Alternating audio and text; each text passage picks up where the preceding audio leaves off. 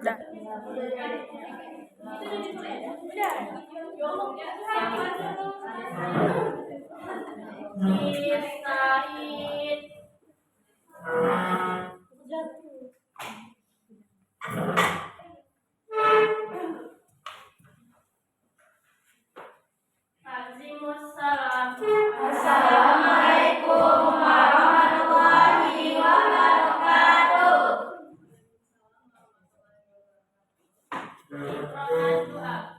Bismillahirrahmanirrahim.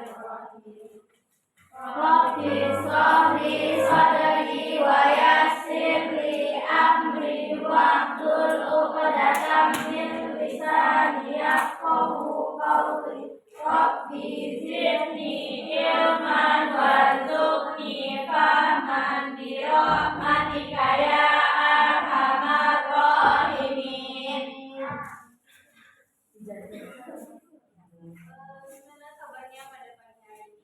Alhamdulillah, luar biasa, Allahu Akbar. Oke, Allah semangat semua ya. Iya, oke, ini kelas 12 menyiapkan ya. Baik juga hari ini akan melaksanakan layanan informasi. Kelas ini kemarin yang seri jawab berapa? 10. Oke, yang bisa hati nanti bisa ikut CDP, BPK, PPUD dan lain sebagainya. Jadi layanan informasi Bunda hari ini nggak jauh tentang universitas. Jadi Bunda akan menampilkan sebuah video. Di video ini tentang apa ya? Renungan bagi kalian lagi. Karena kan kalian masih kalau yang lulus dari Jabar kan masih kayak ada tahapnya lagi kan. Nah jadi bagi khusus semuanya di video ini Bunda bakal renungkan jurusan yang akan kalian ambil. Oke, bentar ya.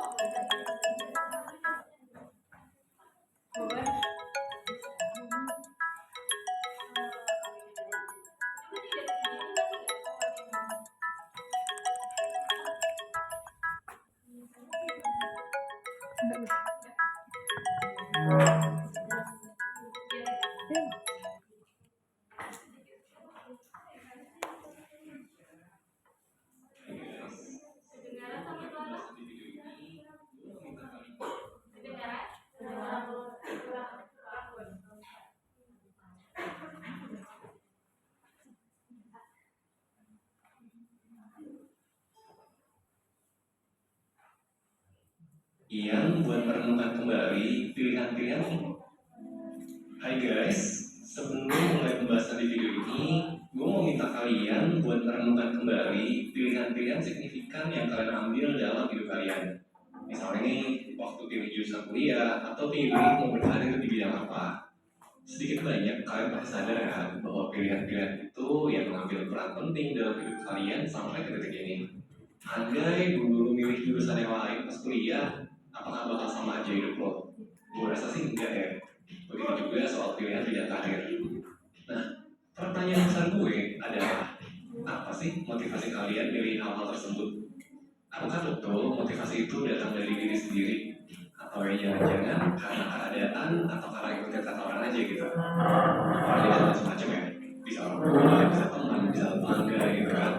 Dan buat kalian yang pilihan besarnya bukan karena motivasi sendiri, kalian merasa puas gak sih sama hidup kalian sekarang?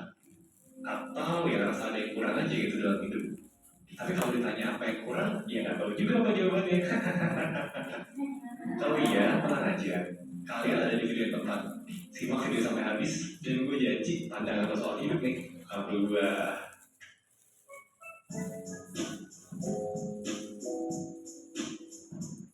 Oke, sebelum masuk ke pembahasannya, gue mau cerita sedikit soal seorang temen gue, sebut saja namanya Elis. Elis ini pintar banget, salah satu orang paling pintar yang gue kenal di dalam hidup gue. Dan yang mikir Elis ini pintar bukan cuma gue, by the way. Semua teman sekolah Elis itu setiap tahun itu tuh sadar bahwa prestasi paling tinggi yang bisa mereka raih di sekolah adalah jadi peringkat 2. Kenapa? Karena udah pasti peringkat satunya adalah Elis. Nah, karena terbiasa dianggap pintar sejak kecil, semua orang tuh jadi punya opini yang sama soal Elis.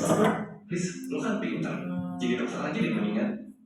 Mulai dari orang tua, teman, guru, dan semua orang di Elis bilang hal yang sama. Kamu pintar, jadi dokter aja lah. Dan ketika di SMA, terus waktunya buat dasar universitas, ya karena semua orang di hidup Elis tuh udah jadi dokter, ya Elis daftarlah ke fakultas kedokteran negeri paling susah se-Indonesia. Dan terus, dia pintar kan? Ya masuk. Dan di sana pun ternyata tidak berubah. Dia tetap jadi orang paling pintar di sana. Sejak zaman kuliah juga sama kayak sebelumnya. Wah, lu kan pintar. Begitu lulus langsung spesialis aja ya. Dosennya ngomong gitu, temannya ngomong gitu, semua ngomong gitu. Tapi yang terjadi adalah begitu Elis lulus dan dia jadi dokter, terus masuk kan ke usia-usia quarter life crisis. Nah, Elis tuh mulai galau nih soal identitas dan tujuannya. Karena terlepas jago apapun dia di dunia itu, di dunia medis ya, dia tuh gak segitu menikmatinya sebetulnya. Tapi kalau ditanya, emang kalau bukan jadi dokter, lu tuh mau jadi apa? Ya dia nggak bisa jawab juga gitu. Kenapa dia nggak bisa jawab? Karena hidup dia sejak dia kecil sampai ke titik itu, orang tuh nggak pernah nanyain dia tuh maunya apa. Orang cuma komen aja, lu harusnya jadi dokter deh. Tapi nggak ada yang nanya, emang lu mau jadi apa sih? Semua orang terlalu sibuk mengatakan ke Elis soal dia sebaiknya ngapain sama hidupnya. Dan nggak pernah ngasih ruang buat Elis mikirin, hidupnya tuh mau dibawa kemana sih? Tapi ya udahlah, meskipun masih galau soal apa yang sebetulnya dia mau, Elis tetap melanjutkan hidupnya sesuai dengan apa yang orang bilang soal dia. Dia daftar program pendidikan spesialis. Lagi-lagi dia pilih program spesialis paling susah buat dimasukin se-Indonesia. Dan lagi-lagi dia berprestasi luar biasa. Tapi kali ini beda. Apa bedanya? Karena kali ini nih, Elis tuh udah mulai sadar bahwa ada orang-orang lain di sekitarnya dia yang bisa bahagia, bisa sukses, tanpa harus menjalani kehidupan seperti yang dia jalanin. Dan pendidikan spesialis itu berat banget by the way, tekanan fisik dan mental itu luar biasa, hampir setiap hari. Terus buat Elis ya, yang sebetulnya nggak gitu sukanya sama dunia medis, ini tuh berat. Pertanyaan-pertanyaan tuh mulai muncul di kepala dia. Apa iya aku harus menjalani ini semua? Apa iya cuma ini satu-satunya jalan? Semakin hari pikiran-pikiran tinggi itu semakin menghantui Elis. Dan ketika dia ngobrol sama teman-temannya pun, ternyata banyak gitu yang mengalami hal yang serupa. Yes, ternyata banyak orang yang mengalami ini. Orang-orang yang menjalani hidup yang gak segitu memuaskannya. Tapi kita tahunya hidup tuh kayak gini. Nah, sampai suatu ketika ya, buat orang-orang yang mengalami kejadian kayak gini, kita akan tiba di sebuah persimpangan besar. Pilihan kita adalah antara kita melanjutkan hidup seperti ini dan menerima segala ketidaknyamanan ini, atau kita keluar dan mencari sendiri apa yang sebetulnya bisa bikin kita bahagia di luar dari ekspektasi orang lain akan kita. Sejauh gue tahu, Elis itu sempat ambiar di saat itu. Namun pada akhirnya dia mengambil keputusan berani untuk keluar dari pendidikan spesialis dan mencoba mengeksplor dunia di luar sana. Dia keluar dari semua ekspektasi orang soal dia dan membangun ulang identitasnya dari awal. Terlepas dari sekian kilogram keringat dan entah berapa rupiah yang sudah pernah dia keluarkan. Berat banget. Tapi pada akhirnya setelah mencoba berbagai hal baru di luar dunia medis, Alice tuh berhasil menemukan sebuah hal yang sangat dia sukai. Dan meskipun nggak langsung jadi yang paling pintar kayak sebelum-sebelumnya, kehidupan barunya itu memberikan dia kebahagiaan yang nggak pernah dia temui sebelumnya. Nah, konsep ini suka gue sebut sebagai memenjarakan pikiran.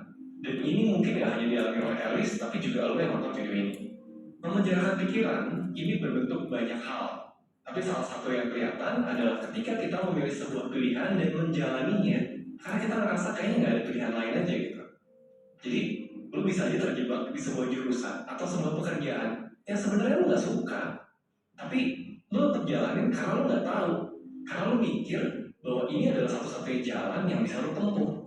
Padahal kan sebenarnya nggak gitu gitu kan. Sebenarnya opsi lain itu ada. Kadang pertanyaannya adalah, apakah kita mau ngambil opsi lain itu? Nah, pertanyaan berikutnya adalah, kenapa sih kadang kita ngerasa seolah-olah itu nggak ada opsi lain buat kita? Alasannya tuh ada macam-macam, tapi itu bisa singkat jadi 3 hal besar sih yang paling sering. Apalagi setelah tadi kita sempat bahas cerita soal Alice gitu kan. Pertama, yang paling sering adalah adanya tekanan dari lingkungan atau orang sekitar. Kayak Alice gitu kan, karena dia pintar semua, bilang udah kamu jadi dokter aja gitu. Ya udah dia daftarnya ke dokteran. Kemudian lulus jadi dokter ya udah, orang bilang oh pintar jadi spesialis aja gitu. Ya udah lulus jadi spesialis gitu kan. Nah, tekanan dari luar ini sebenarnya wajar banget buat bikin kita ngerasa seolah-olah kayak nggak ada opsi lain gitu buat melakukannya.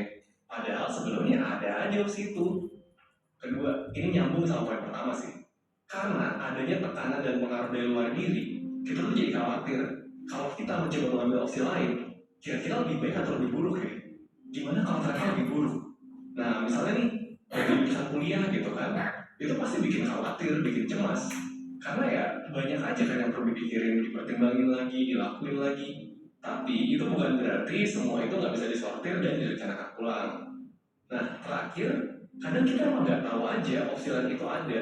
Sehingga kadang ngerasa kayak, kalau gue nggak jalan yang ini, ya gue manusia yang nggak benar aja gitu. Manusia tuh benernya kayak gini hidupnya. Kayak gini pilihannya.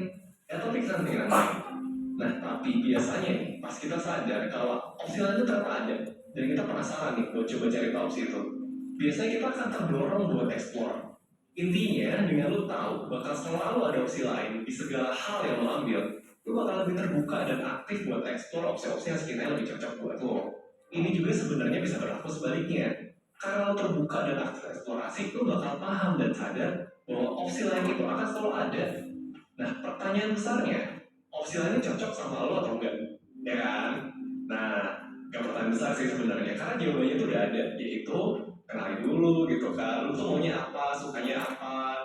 Paling penting adalah punya tujuan hidup dulu gitu. Kenapa balik lagi soal tujuan hidup?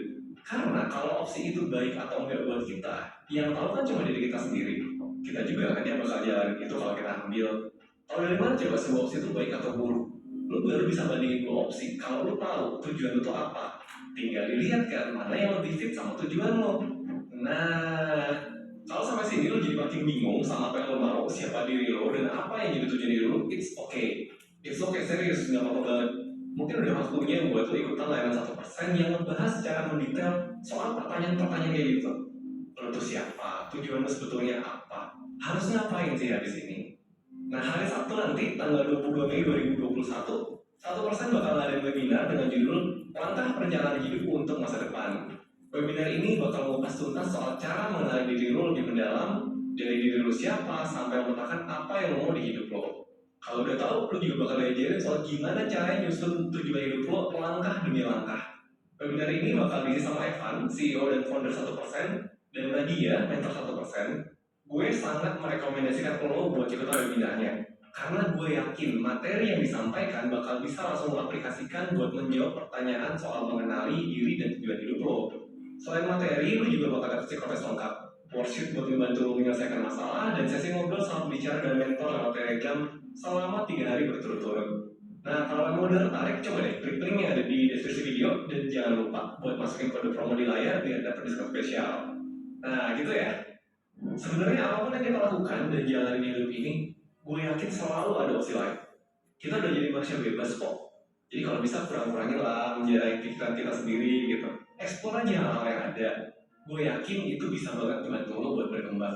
Ya udah, sekian dari gue Rizky dari 1%. Bye. Dari video yang sudah Anda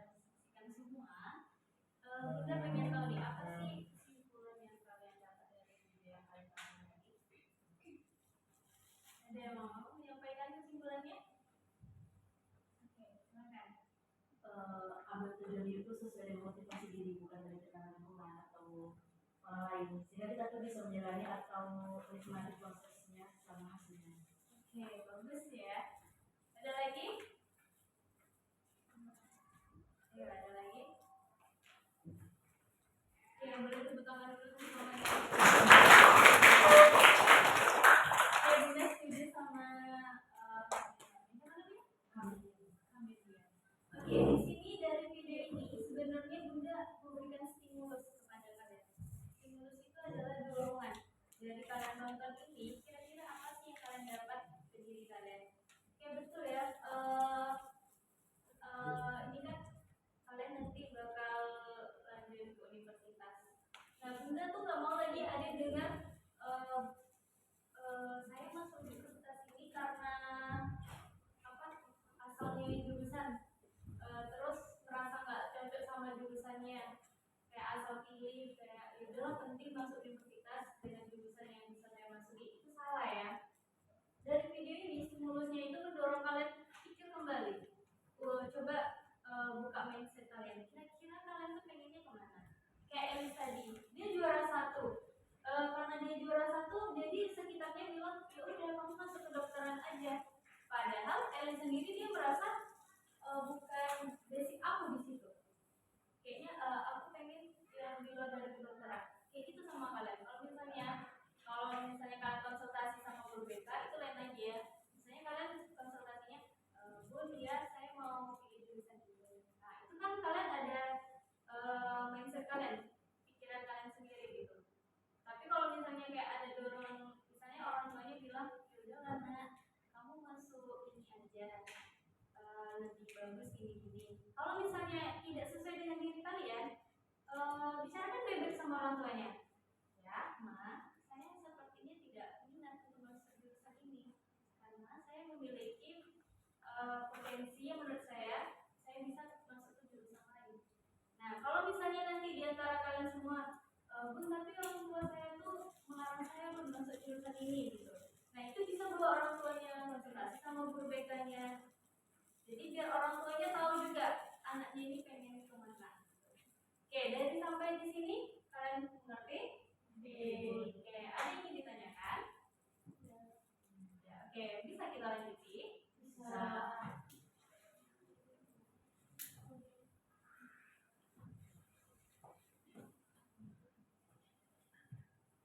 Oke, sesuai di layar di papan tulis, Bunda ada ngasih 10 soal kuis.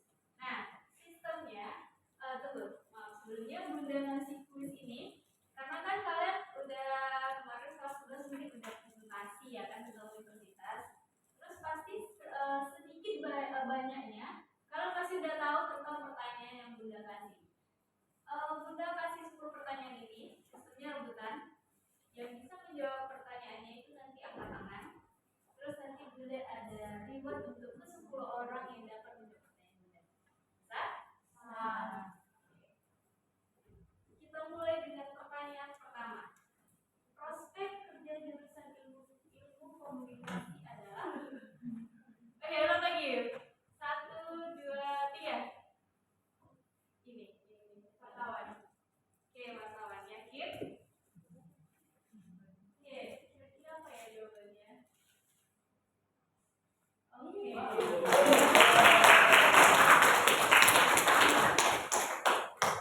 Oke, Bunda bacakan dulu soalnya, terus Bunda hitung sampai 3 baru jawabannya. Pertanyaan kedua. Gambar di samping merupakan gambar dari universitas.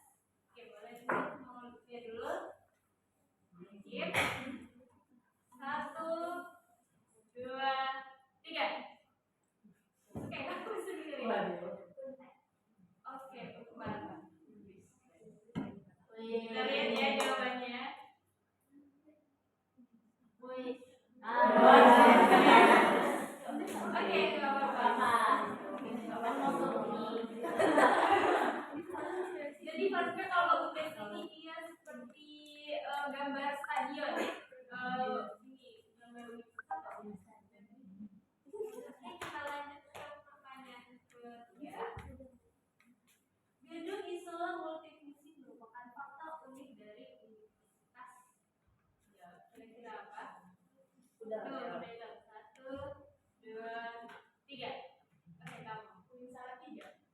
Oke, sebelum Bunda kunci ada lagi yang mau coba jawab? Ada orang lagi tuh, orang. Sekali aja ya. Oke. Yang satu kita salah tiga, yang satu Upi. Kira-kira betul apa? Upi. Tergantung jawaban.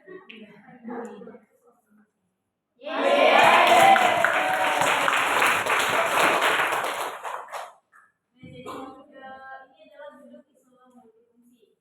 Bentuk isola multifungsi ini di sini seperti gedung serbaguna. Cantik ya gedung serbaguna gitu.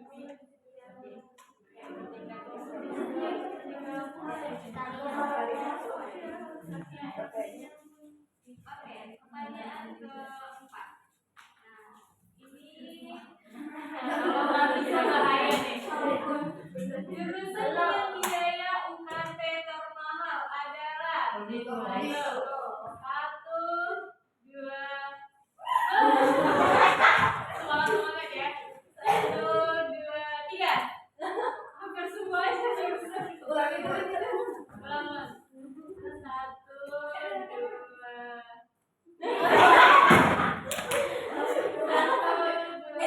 Tiga.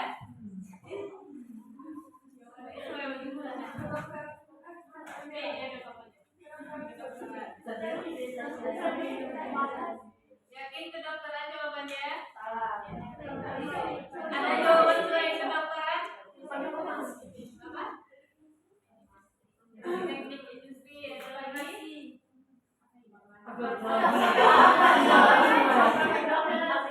Ini yang salah nih Bunda. Oke, jawabannya adalah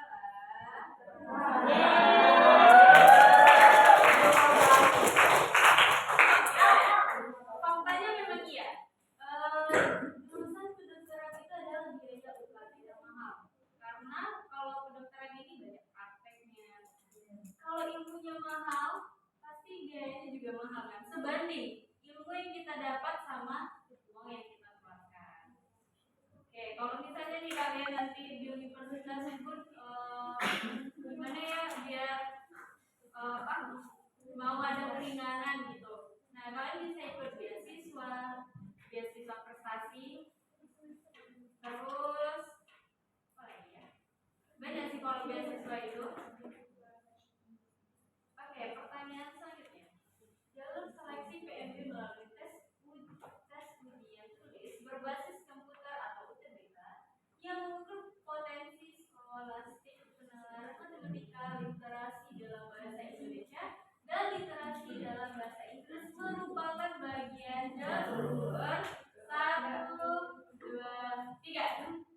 Ini saja. Ya, jadinya benar lagi nih ya, udah ini sama SMBK. Oke, kira-kira ada jawaban selain SNBT di sini? Enggak. Ya ada. Kalian yakin? Oke, jawabannya adalah oke, tadi ada yang bilang mandiri. Iya, mandiri itu adalah apa? Oke, mandiri itu dia berbasis ujian tulis, tapi dia berbeda sistemnya dengan SNBT. Kalau SNBT ini dia hampir sama SNBP, sama-sama jalur seleksi dari PEB. Cuman kalau SNBP itu prestasi, kalau SNBT itu oke, kita lanjut. Yang betul tadi, ingat ya dirinya sendiri juga. Lupa deh. Oke, selanjutnya. Perguruan tinggi pertama kali di Indonesia berdiri pada 2 Januari 1849 berdasarkan keputusan Gubernur Hindia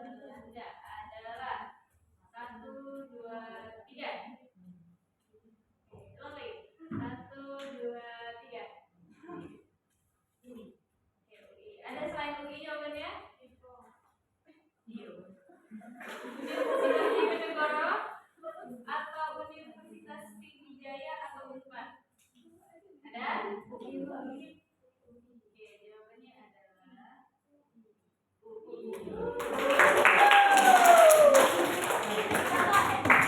ya. Ini dia diresmikan pertama kali waktu Indonesia masih ada jajahan Belanda. Jadi dulu namanya bukan UI, apa ya? Nah, ya, UI masih Belanda itu. Oke, pertanyaan selanjutnya. Gambar di samping merupakan logo dari universitas. 1, 2, 3. Oke, kami jujur sana. Udah, itu bukannya udah. Udah nggak tahu. Siapa mau jawab? Coba kan? Oke, ini dulu. Itu main bahasa UGM. Salah itu mana ya? Ada sih. Berarti dulu ya kalau ini benar. Oke. 1, 2, 3.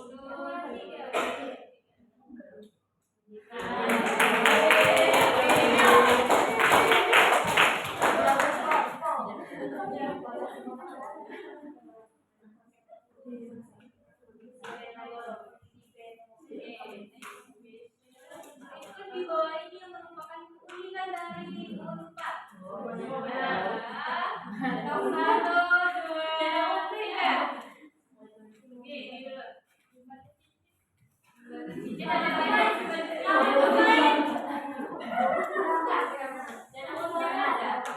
Oke, jembatan cincin. Ada lagi? Kalian yakin? Kalau kalian salah, jawab semuanya benar. Kalau Unpad itu keunikannya salah satunya adalah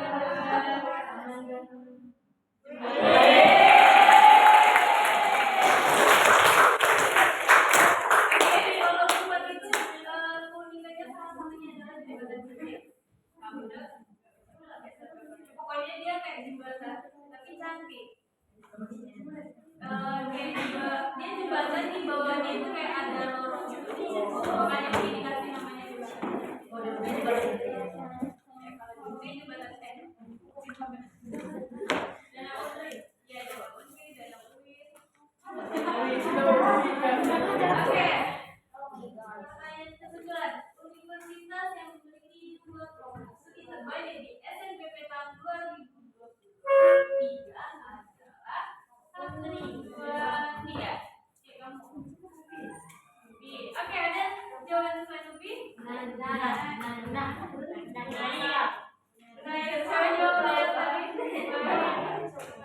Oke.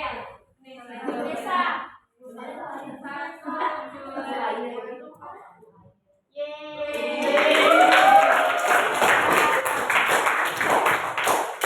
Oke, ya. Di tahun ini di SNBP, UPI memiliki jumlah program studi terbanyak itu kalau nggak salah Bunda lihat kemarin terakhir 172 mengalahkan UI. Jadi UPI adalah program studi terbanyak di tahun ini. Oke, last question. Berikut di bawah ini tidak termasuk dari jenis-jenis beasiswa adalah 1, 2, 3. Oke, beasiswa. Ada lagi selain ini jawabannya? Yakin kalian jawabannya ini?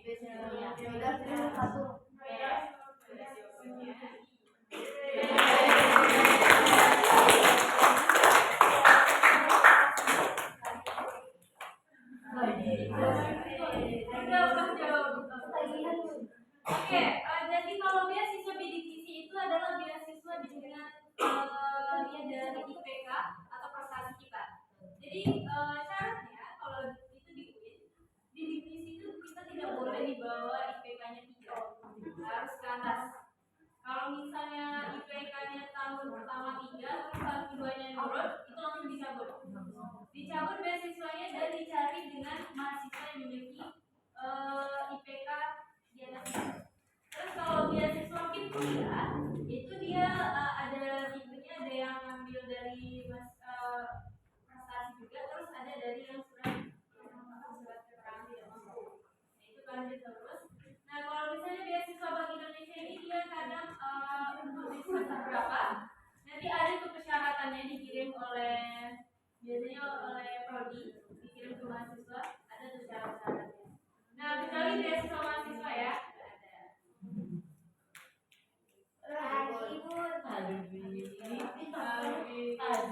Oke. Sebelum kita lanjut ke tahap terakhir, Bunda mau kita main SBG. Kalian tahu tentang bumi itu bulat? Tahu. Nggak semuanya tahu kan? Kalau semuanya tahu? Tahu. Oke. Yang nggak tahu bisa dikasih tahu.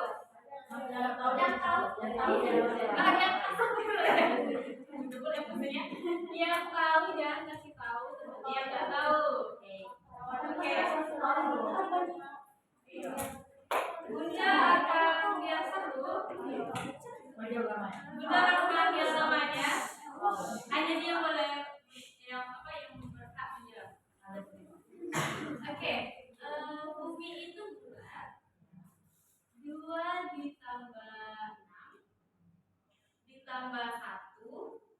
ditambah 2 ditambah 8 berapa? Bunda panggil namanya sekarang tanggal 17 Nabila Arika. Oke, tidak betul ya. Coba kita tanya sama temannya. Ayah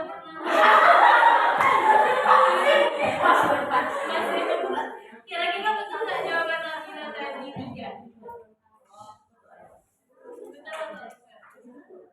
Kan kita tepuk tangan aja kalau jawabannya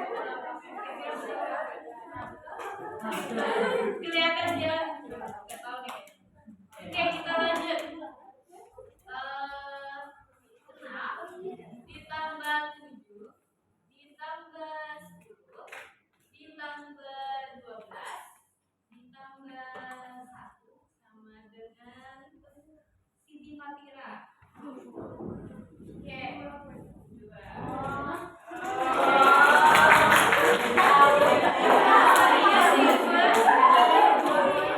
Coba kita tanya sama temennya. Aulia.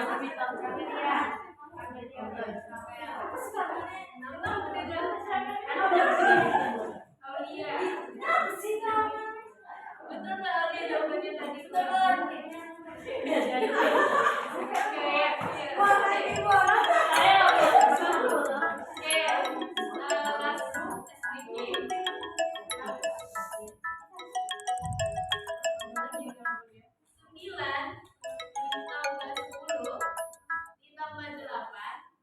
Dikurang 1 dibagi 2 sama dengan Naila Hasya.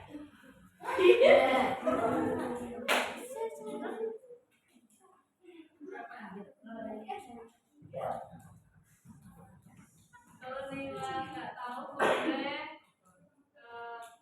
cari apa? Bilang nomor absen berapa biar Bunda ini. Dewi 5. Oke, Clara Putri.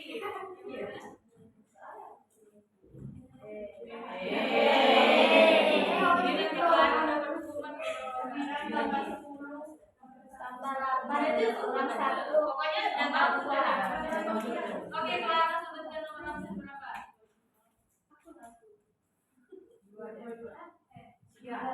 9 atas nama Fadila Rosa.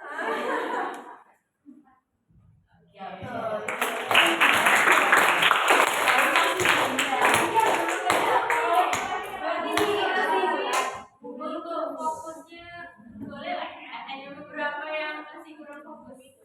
Oke, terakhir siapa sih?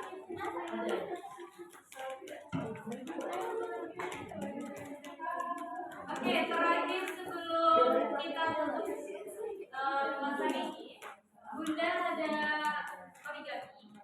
Kalau mungkin biasanya lihatnya origami polos ya, karena Bundanya ada ini, jadi Bunda ini. Jadi di origami ini, Bunda mau kan tadi kita tentang motivasi untuk lanjut di perguruan tinggi. Jadi Bunda mau kalian tulis di sini apa motivasi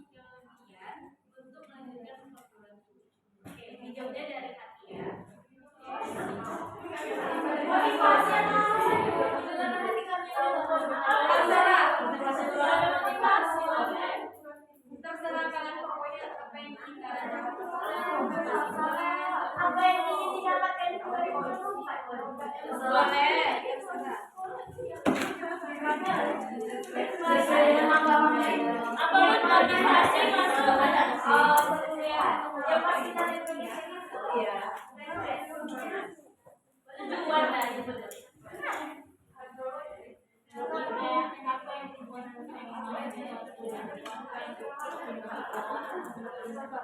Iya.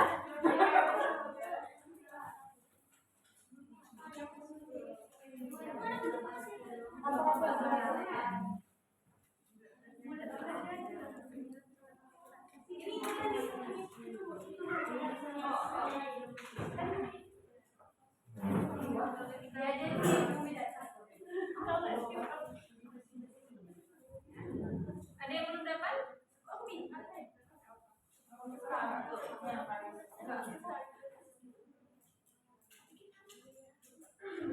Pakai nama nggak dapat? Bisa sekarang pakai nama boleh. Kalau tidak, ada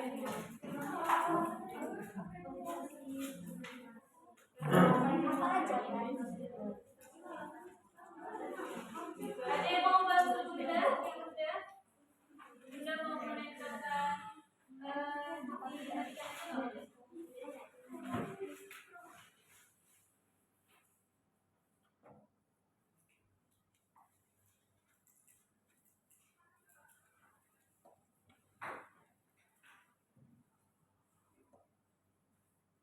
Mau harapan kalian atau motivasi kalian untuk lanjut ke formal.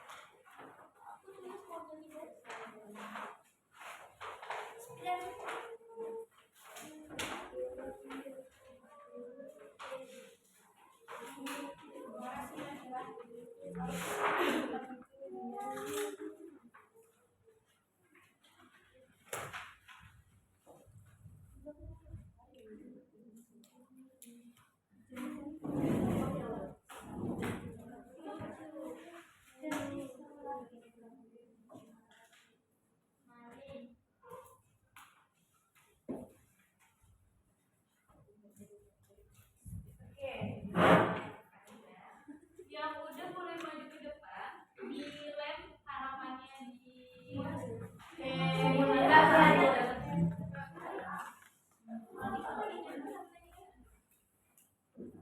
ya boleh ganti-gantian yang mau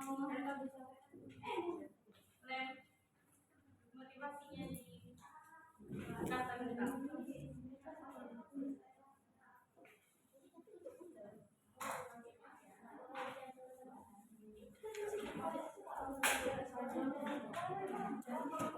Motivasi gitu.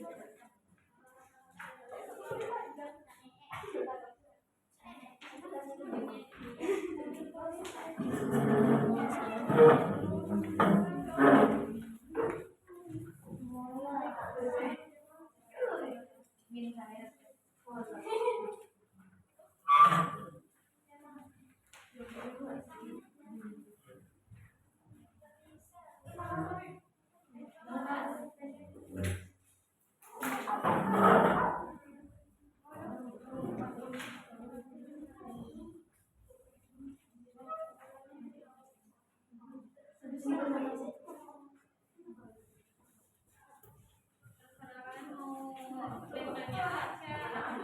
Aku nempelin aja. Harus baca tulisannya nanti udah baca. Alamak, gak ada mau dibaca.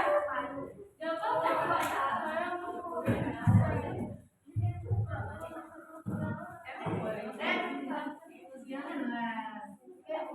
Masih kosong apa? Ya, doang. Masih lihat.